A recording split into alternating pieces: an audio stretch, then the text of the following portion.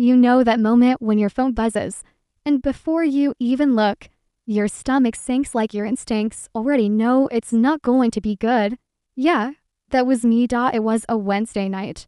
Nothing special, just me, my couch, and the guilty comfort of deciding to rewatch an entire Netflix series I'd already seen twice. My snacks were lined up, hoodie on, lights dimmed, a perfect evening of absolutely nothing. Then buzz. I glance over, fully expecting it to be one of those random spam messages. Your package has been delivered. Click this suspicious link. But no, the moment my eyes landed on the screen, my heart skipped, no, tripped. Like it missed a stair and fell straight into my gut. It was her. My ex. Not just any ex, either. This was the ex. The one who smashed my heart into so many pieces that, even months later, I'd still find little shards of it hiding in songs, places, and late night thoughts I couldn't turn off. And it wasn't some short, meaningless hey. Oh no, this was a paragraph. That alone was suspicious.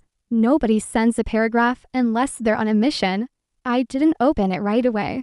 I just stared at the notification on my lock screen like it was a bomb I wasn't sure I wanted to defuse. I knew I shouldn't read it. I knew nothing good could come from it. But curiosity has a way of whispering louder than reason.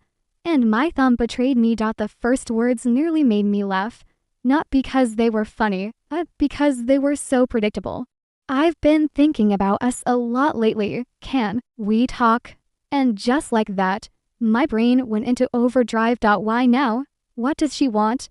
What could she possibly say that she didn't already say when she walked away? 8 months. That's how long it had been since we'd last spoken.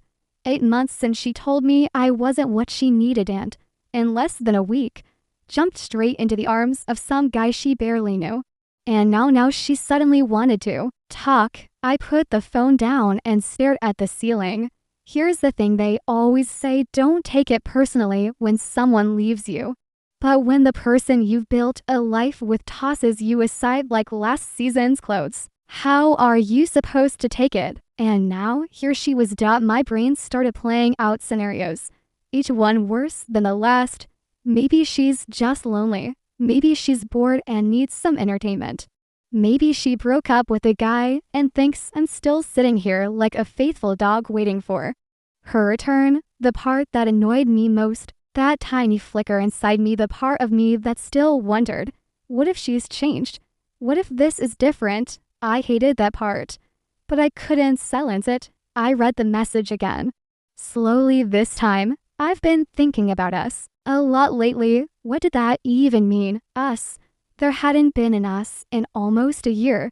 She didn't think about us when she was out there playing house with her new boyfriend. She didn't think about us when she unfollowed me on Instagram the day after the breakup. Can we talk? Talk about what? The weather, stocks, oh. Or maybe the fact that she ripped my heart out and handed it to someone else like it was a clearance item at a yard sale. I could feel my pulse in my fingertips.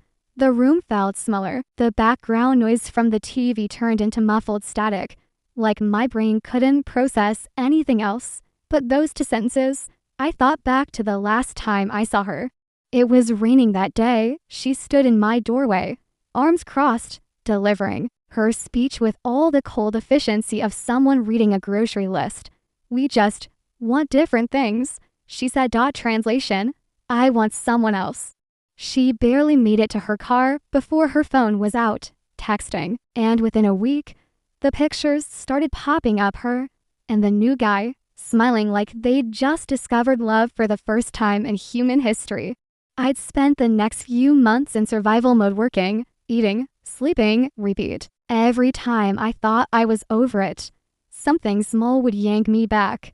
A song, a place we used to go, a memory I didn't ask for. Now, out of nowhere, she was back in my messages. My phone buzzed again. A follow-up greater than I know this is random, but I just missed talking to you. Missed talking to me. No, she missed what I did for her. She missed the safety net. She missed having someone who cared unconditionally.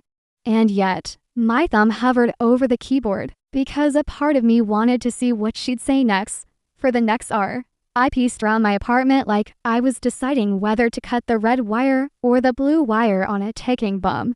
If I replied, I risked reopening wounds I'd spent months trying to heal. If I ignored her, I'd always wonder what she really wanted. The war in my head was exhausting. One side, don't be stupid. She's just using you. The other, but what if she's actually sorry? What if she means it this time? I went to the kitchen, poured myself a drink, and tried to distract myself. But the phone sat there on the counter like it was staring at me, waiting, daring me to respond. And here's the embarrassing truth deep down. I wanted answers. Even if I already suspected the truth, I wanted to hear it from her. Because maybe then, I could finally let go, or maybe I'd get pulled back in. By midnight, I still hadn't replied. But as I lay in bed, staring at the glow of the phone on my nightstand, I knew I was going to. Not because I thought she deserved it, but because I needed to know why. And in that moment, I had no idea that this one message, this one tiny buzz was about to reopen a chapter I thought was already closed for good. A chapter that would prove she wasn't here because she loved me. She was here because her new life had fallen apart. But I didn't know that yet. All I knew was that she wanted to talk, and I was about to find out what that really meant. 8 months ago, she was still my person. We weren't perfect, no couple is, but we had history. We had those little inside jokes nobody else understood. The kind of jokes where just one word or a look across the room could make us both laugh until our stomachs hurt. We had routines: Friday takeout, Sunday morning coffee runs, and that one park bench where we'd sit and talk about our someday plans. At least, I thought we did. Looking back now, there were signs. Subtle ones. Her phone face down more often, shorter replies to my texts, a kind of distractedness when I talked, like she was in another room in her head. But I chalked it up to stress. Work was rough for her, and I didn't want to be another weight on her shoulders. Then came that day. She came over looking different, like she'd been practicing her facial expression in the mirror. Calm, cold, not angry, not sad, just decided. She sat down on the couch, smoothed her hands over her jeans, and said those 4 words everyone dreads. Greater than we need to talk. My stomach dropped. She started with the cliches. It's not you, it's me. I've been feeling disconnected. I'm just not sure about us anymore. I tried to reason with her, asked if something happened, if we could work on it. But she just shook her head like she'd already had this conversation with herself 100 times. And this was just the final formality. And then she left. No big blowout. No crying, no promises to stay friends. Just walked out like she was leaving a meeting that had run too long. For a couple of days, I clung to hope. Maybe she just needed space. Maybe she'd realize we had something worth saving. But then 3 days later I saw the post. She was smiling in a photo, arm around a guy I'd never seen before. The caption was some big quote about new beginnings with a heart emoji. It felt like getting punched in the chest. Mutual friends confirmed what I didn't want to hear. She'd met him a few weeks earlier. They'd been talking, flirting, probably more. And now, she wasn't just starting something new, she was advertising it. A week later, there were more pictures, cute coffee dates, movie nights, laughing selfies in his car. 2 weeks after the breakup, I heard through the grapevine that she'd moved in with him. 2 weeks. I couldn't even clear her toothbrush out of my bathroom in that time. And she was already playing house with another man. It wasn't just the breakup that hurt, it was the speed, like I was nothing more than a chapter she couldn't wait to finish. She didn't even close the book. Gently she slammed it shut and threw it in the trash before running to start another one. Friends told me to block her. Out of sight, out of mind, they said. My family told me I'd dodge a bullet, that anyone who could replace me that fast was never really in love with me to begin with. But if I'm honest, back then, it didn't feel like I dodged anything. It felt like she had one. She was out there living her best life, posting picture-perfect moments for the world to see, while I was stuck trying to pick up the pieces of mine. I couldn't help but compare myself to him. Was he taller? Funnier? Did he make more money? Was he giving her something I never could? It didn't matter how many times people told me, social media is fake. Those pictures looked real enough to me. The first few months after she left were brutal. Every little thing reminded me of her. That stupid park bench we used to sit on. I couldn't even walk past it without my chest tightening. The coffee shop we went to every Sunday. I avoided it like it was haunted. And songs, God. The songs. It felt like every playlist had been written just to remind me she was gone. Sleep didn't come easy. My brain would run replays of our last conversation on a loop, analyzing every word, every expression, trying to figure out if there was a moment I could have saved us. But there was no us to save. She'd already decided before she even sat on my couch that day. And here's the part that stung the most. While I was grieving, she was thriving, or at least that's what it looked like. Trips with him, dinner dates, selfies with big smiles, like our 2 years together had been nothing more than a warm-up act for the real thing she thought she'd found. It took everything in me not to reach out, not to send one of those late-night texts saying, I miss you, because I knew deep down that I didn't miss her. I missed the version of her that existed before she decided I wasn't enough. Months passed. Slowly, painfully, I started to heal. I focused on work, spent more time with friends, even picked up hobbies I'd abandoned when I was with her. It wasn't about getting over her so much as it was about remembering who I was without her. But still, whenever I thought about how she left, that sting never fully went away. Not because I still wanted her back, but because of how fast she replaced me. Because she didn't even pause to consider what we had. And that's why when I saw her name pop up on my phone 8 months later, I knew this wasn't going to be some sweet, romantic reunion story. No, this was going to be something else entirely. Fast forward to now. Her first message came on a Wednesday night. I didn't respond, not because I didn't have a million things to say, but because I wanted her to wait. To feel this silence, to wonder if I'd even bother. She didn't stop. The next morning, another message. This one was longer. That night, one more. By day 3, there were 4 unread messages sitting on my phone, each one dripping with a mix of nostalgia and desperation. Finally, I decided to answer, not because I was ready to forgive, but because I wanted to know why. Why now? Why me? Why, after everything? We agreed to meet for coffee. Neutral territory. Public place. Easy exit. I got there first and chose a table near the window, partly so I could see her coming, partly so I could decide at the very last second if I even wanted to stay. When she walked in, I almost didn't recognize her. Gone was the carefully curated Instagram version of her, the one with perfect hair, flawless makeup, and that confident I'm living my best life smile she used to flaunt in every photo. Instead, she looked tired. Her hair was thrown into a messy bun like she hadn't even bothered to brush it. No makeup, dark circles under her eyes. She wore a baggy hoodie I'd never seen before, sleeves pulled over her hands like she was trying to hide. And when her eyes met mine, that spark of smugness she used to carry wasn't there. Instead, I saw something else, something closer to fear. She slid into the seat across from me, wrapping both hands around her coffee cup like she needed it to stay grounded. I'm glad you came, she said softly. I didn't reply. I just raised an eyebrow, waiting for her to start talking. It didn't take long. She told me everything.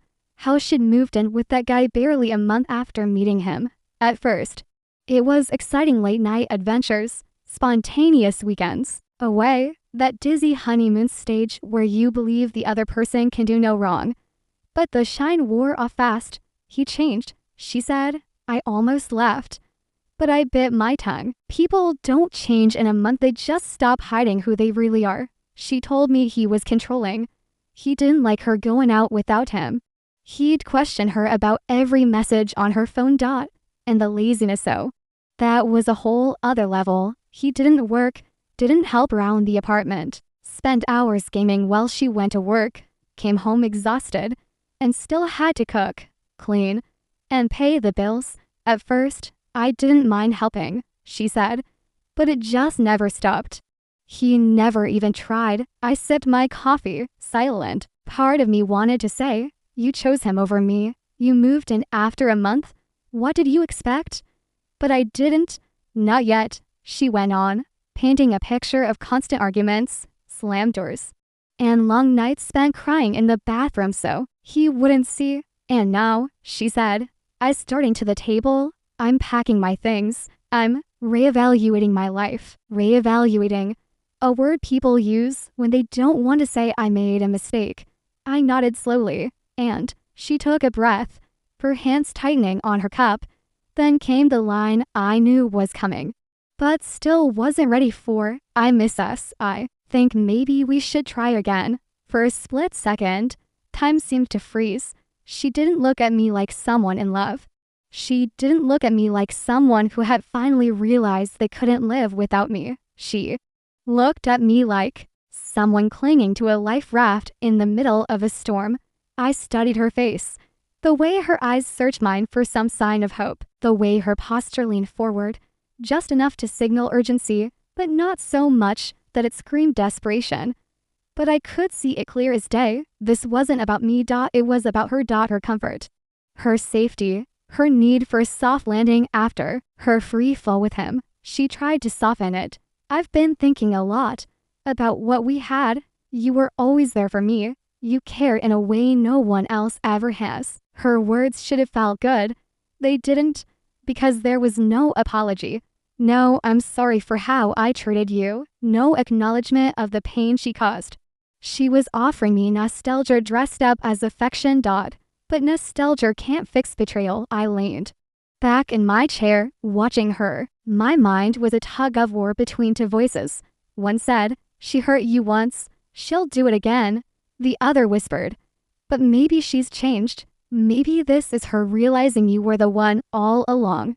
But deep down, I knew the truth. If she had stayed happy with him, she wouldn't be sitting here right now. I asked her, so what would be different this time? She blinked, caught off guard. What do you mean? I leaned in slightly. You left me for someone you barely knew. You moved in with him within weeks, and now, 8 months later, you're back, saying, you miss us. What exactly has changed other than the fact that your new relationship failed? Her lips parted, but no words came out. She glanced down, then away, and that silence told me everything. She stirred her coffee even though she hadn't added anything to it. I watched her spin the spoon in slow circles, as if delaying her answer would somehow change my mind. Finally, she said, I just know you wouldn't treat me the way he did. You're dependable. You're safe. Safe. That was the nail in the coffin. I wasn't her choice. I was her backup plan. In that moment, all the late nights I'd spent replaying our breakup made sense. I had thought she left because I wasn't enough. But really, she left because she thought she could find more. And now, with more turning out to be less than nothing, she was here, asking for the stability she'd thrown away. As I sat there, watching her sip her coffee and wait for my answer, I realized something important. This meeting wasn't about whether I wanted her back. It was about whether I wanted to be someone's plan B. And the answer to that was becoming clearer by the second. I'd been quiet for too long. She was rambling now, filling the silence with half-formed sentences about how much she's grown and seeing things differently now. But I wasn't really listening anymore. My mind was locked on one thing. I had to know. So I cut her off. Let me ask you something, I said. My voice was calm, but the weight behind it made her blink. She froze, hands wrapped around her coffee cup. Okay, I leaned forward just enough to let her know this wasn't small talk. Are you here because you actually want me back, or because things didn't work out with him? The question hung in the air like smoke. She didn't answer right away. Her eyes darted to the window, to her coffee, to anywhere that wasn't me. She opened her mouth, closed it again. That silence, that was my answer. Finally, she exhaled, The kind of sigh people give when they're about to admit something they wish they didn't have to. I feel safe with you, she said. You're dependable. You wouldn't treat me the way he did. Safe. Dependable. To words that sound nice on paper. But in that moment, they landed like bricks. Because here's the thing, when someone truly loves you, they don't lead with safe, they lead with you. I sat back, letting her words sink in. There was no mention of love, no spark in her eyes, no apology for how she left me. Just a thinly veiled confession that she was looking for a warm place to land after her crash landing. And that's when it hit me. She wasn't here because she'd realized I was the one. She wasn't here because she'd been haunted by memories of our love. She was here because her plan fell apart, and I was plan B, the safe option, the fallback, the one she knew would answer her messages when everything else failed. I remembered those nights after she left, the ones where I stared at the ceiling at 2 a.m., wondering why I wasn't enough. The mornings I woke up with that heavy feeling in my chest, knowing she was waking up next to someone else. The months I spent rebuilding my confidence, piece by piece, until I could finally look in the mirror without feeling like I was competing with a ghost. Going back now would be like hitting rewind on all of it. Like taking all that progress, all the hard won healing, and throwing it in the trash just to end up back. Where I started. I studied her for a moment. The woman sitting in front of me wasn't the same person I'd fallen for. Back then, she was vibrant, curious, full of energy. The version I was looking at now seemed deflated. Not because life had humbled her, but because she gambled and lost. I realized something else in that moment. She wasn't actually here to fix us. She was here to fix herself. She wanted the stability she remembered, but without earning it. She must have felt the shift in my energy because she tried to lean in, her voice softening. I know I made mistakes, she said quickly, but people can change. We could have something good again. I know it. Something good again. Not great. Not worth fighting for. Just good. I tilted my head. And what about what happened before? When you left without warning, moved in with him in 2 weeks, and didn't look back, she swallowed. I wasn't thinking clearly back then. I thought I was doing what would make me happy. And was it? I asked. She hesitated. No, it wasn't. Her voice cracked a little. But I didn't feel sympathy. Not anymore. Because the truth is, her mistake didn't just happen to her, it happened to me. She made a choice, and I paid the price. I thought about the old me, the one who would have jumped at the chance to take her back. That version of me would have seen her return as proof that we were meant to be. But the person I'd become over the last 8 months, he saw right through it. I didn't want to be chosen just because the other option failed. I didn't want to be the safe harbor someone ran to when their ship sank. Her phone buzzed on the table, and for a second, I caught a flash of panic in her eyes before she flipped it over. That told me even more than her words did. She wasn't fully here. Her mind was still half in the wreckage she'd just crawled out of. And I realized something else. Even if I said yes right now, even if we tried again, she wasn't ready. Not for me, not for anyone. I looked at her, really looked at her, and I saw the gap between what she wanted and what I deserved. She wanted comfort. I deserved commitment. She wanted a reset button. I deserved someone who never needed one. I felt oddly calm, like I'd been preparing for this moment without even realizing it. I think, I said slowly, that you're here for the wrong reasons. Her brows furrowed. What do you mean? You're here because you're hurting, I said, because things with him didn't work out. But you're not here because you love me.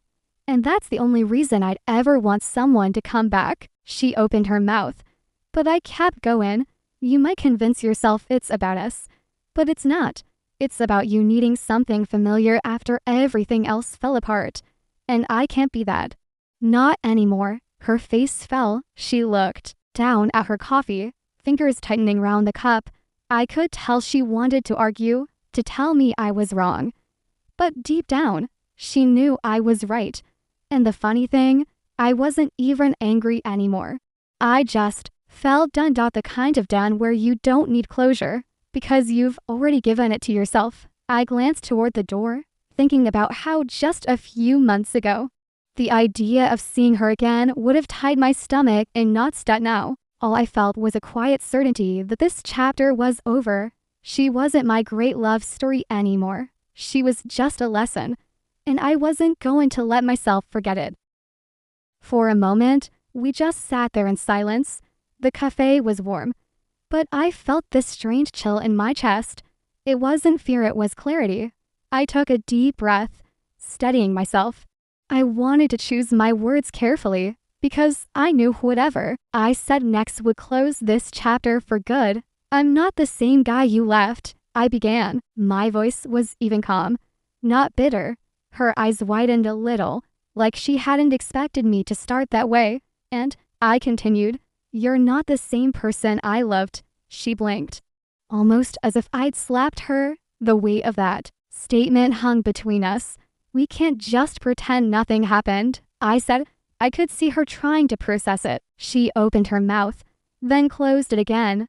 Her fingers tightened around the coffee cup until her knuckles turned pale. The surprise on her face told me everything. She had walked in here expecting me to welcome her back with open arms, I guess. She thought the months I'd spent healing were just waiting. But they weren't. I leaned back in my chair. "Look," I said, "I'm not angry anymore. I'm not here to rehash every detail of what happened, but I need you to understand something. I'm not going to be your safety net." Her jaw tensed. "That's not what It is," I interrupted gently. "Maybe not intentionally, but that's what it feels like. And I can't do it. I can't go back to being the person you run to when everything else falls apart." I let that sink in before I added the part that mattered most. I deserve someone who chooses me for me, not because their other options failed, not because they're lonely, not because I'm familiar. Her eyes glistened, and she looked away, pretending to take another sip of coffee, but her hands were trembling now. I didn't say it to hurt her. I said it because it was the truth. For a few seconds, I wondered if I'd gone too far, if maybe there was still something salvageable here. But then I remembered every night I'd spent wondering why I wasn't enough. Every morning I woke up hoping she'd call, and every step I'd taken since to build a life without her. If I said yes now, all that progress would vanish. She finally nodded slowly. "I understand," she whispered. Her voice was small, almost childlike. I wasn't sure if she actually understood or if she was just trying to end the conversation gracefully. Either way, it didn't matter. My decision was already made. I stood, picking up my jacket. "I really do hope you figure things out," I said. "I want you to be okay, but I can't be the person who fixes it for you." She set her coffee down and stood too. For a moment, we just looked at each other, two people who had once meant everything to each other, now separated by an invisible wall. Her lips trembled like she wanted to say something else, but instead she swallowed it, gave me a small nod, and turned toward the door. I watched as she walked out into the night, the bell above the cafe door jingling faintly behind her. She didn't look back. Neither did I. The moment she was gone, I realized something. Walking away from her didn't feel like a loss, it felt like release. Like putting down a heavy bag I didn't realize I'd been carrying for months.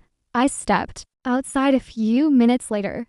The air was cool and crisp, and for the first time in a long while, I felt light.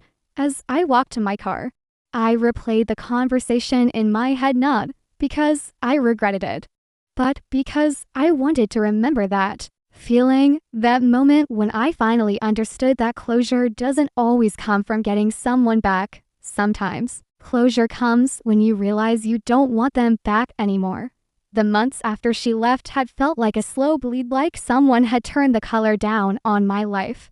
But standing there in the parking lot, under the glow of the streetlights, I realized the color was coming back, not because she'd returned, but because I'd learned how to live without her. I didn't feel like I'd lost something that night. If anything, I felt like I'd finally won myself, respect, won my freedom, won the right to say no without guilt. By the time I got home, I wasn't thinking about what she was doing or whether she'd call again. I wasn't imagining what if scenarios. I wasn't romanticizing their past. I was just here in the present, and it felt good. I know people romanticize the idea of someone coming back, thinking it means they've finally realized your worth. But the truth is, your worth isn't determined by who chooses you, it's determined by who you choose. And that night, I chose me. I didn't text her the next day. She didn't text me either. And that silence wasn't sad, it was peaceful. Sometimes the most powerful thing you can say to someone isn't "I forgive you," or "I still love you," or even "goodbye." Sometimes it's just "I'm done." That's what I'd told her without saying those exact words. And deep down, I think she knew it was final. Months later, I'd still think about that night sometimes, not with longing, not with anger, just with a quiet certainty that I made the right choice. Because in the end, it wasn't about rejecting her, it was about finally accepting myself. And if I could go back and tell the version of me who lay awake those first few nights after she left, wondering how I'd survive without her, I'd tell him this: you're not going to survive without her. You're going to thrive without her.